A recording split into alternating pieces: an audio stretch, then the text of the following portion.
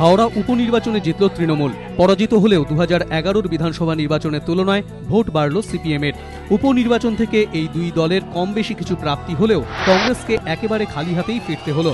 হাওড়ায় একা লড়তে নেমে পূর্ণ শক্তিতে ঝাঁপিয়েছিল কংগ্রেস। দলের সব বিধায়ক থেকে শুরু করে জয়রাম রমেশ, শাকিল আহমেদের মতো কেন্দ্রীয় নেতারাও হাওড়ায় প্রচারে নেমেছিলেন। হাতিয়ার হিসেবে পেয়েছিল সারদা কাণ্ডের মতো হাতে গরম ইস্যু, কিন্তু কোনোটাই কাজে এলো না কংগ্রেসের। দাগ কাটার বদলে তাদের ভোট আরও কমে গেল। 1998 সালে হাওড়া কেন্দ্রে কংগ্রেস পেয়েছিল 13.31% ভোট। 1999 সালে হাওড়া কেন্দ্রে কংগ্রেস পায় 9.23% ভোট। 2004 সালে হাওড়া কেন্দ্রে কংগ্রেস পেয়েছিল 16.61% ভোট। 2006 সালে হাওড়ায় কংগ্রেস পায় 14.11% ভোট। অর্থাৎ তৃণমূলের জন্মের পর থেকে হাওড়া লোকসভা কেন্দ্রে গড়ে প্রায় 13% ভোট পেয়ে এসেছে কংগ্রেস, কিন্তু এবার তা কমে হল 10.10%।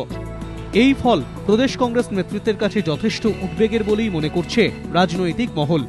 এই পরিস্থিতিতে কংগ্রেসকে খোঁচা দিতেও ছাড়েননি মমতা বন্দ্যোপাধ্যায়। কংগ্রেসের প্রয়োজন, আমাদের প্রয়োজন নেই। আর একটা কথা বলি, প্রধানমন্ত্রী তো নিজেও বলেছেন না, কেউ কারো এনিমি চিরকাল নয়।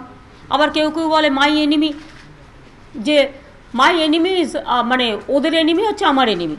এরকম দুটো কথাই আছে, এপিটু হয় ওপিটু হয়। শুধু এসব বলে এখন ব্যাখ্যা করতে কোনো লাভ নেই। প্রয়োজনটা কাদের? আমাদের বাদ দিয়ে জঙ্গিপুর যদি ওরা লড়তো, টোটাল ভোকারটা হতো।